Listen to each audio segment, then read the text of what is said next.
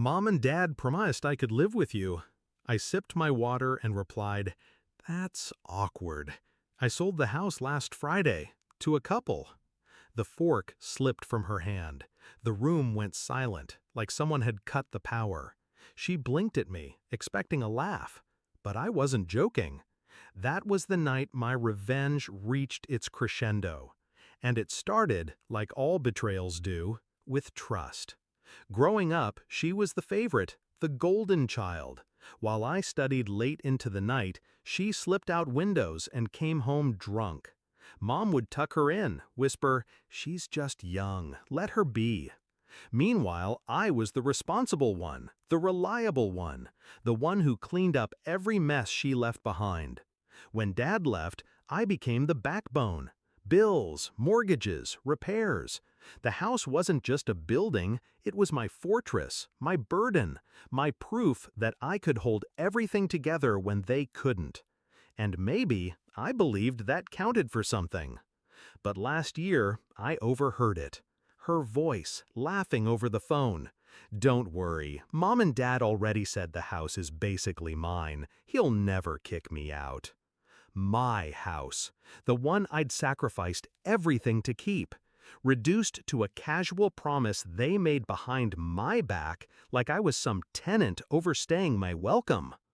I didn't confront her, not then. I played dumb. Let her think I was blind. Inside, though, I made a decision. If they thought I'd roll over, they'd choke on their mistake. I started small, stopped fixing her car when she forgot oil changes, stopped covering late bills she swore she'd pay. Let her feel the edges of reality without my cushion. Meanwhile, I planned, because revenge, when done right, is quiet, slow, surgical.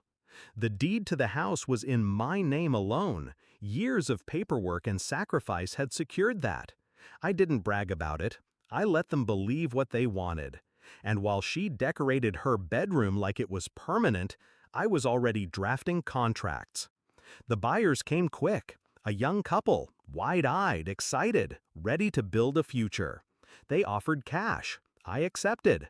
One signature, and the walls that held a lifetime of our family's lies were no longer mine to maintain. But I didn't move out right away. No, I waited, because timing is everything. Which brings me back to that dinner table. She sat across from me, smug, swirling her wine like a queen waiting for her throne. Then she said it, casual, entitled, "Mom and Dad promised I could live with you." I took a slow sip of water, cool, measured. Then I set the glass down and dropped the knife. "That's awkward," I said.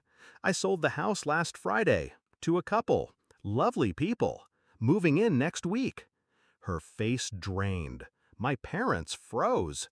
And in that silence, the kind that makes the air taste like metal, I felt power return to me. She sputtered first, You can't do that." But I had, and the paperwork was final. Mom's voice cracked, "Why didn't you tell us?" I met her eyes, calm, cold, because it wasn't our house, it was mine, always was. I just stopped pretending otherwise.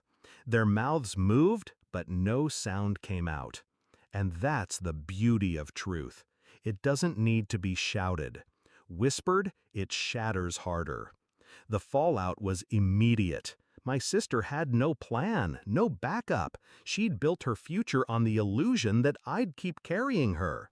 My parents had banked on me being predictable. They were wrong. The buyers moved in 2 weeks later. I handed over the keys, walked out with my head high, and left them standing in the driveway, bags half packed, arguments spilling into the street. In my new apartment, the silence was different.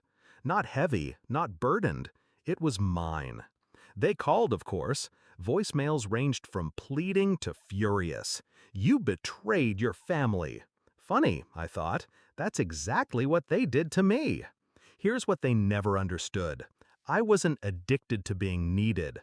I was addicted to being respected. And when they stripped me of that, I stripped them of the foundation they stood on. That night at the dinner table was more than revenge. It was a declaration. I'd spent years swallowing bitterness, waiting for validation. But when I sold that house, I realized something. I didn't need their approval. I only needed my freedom.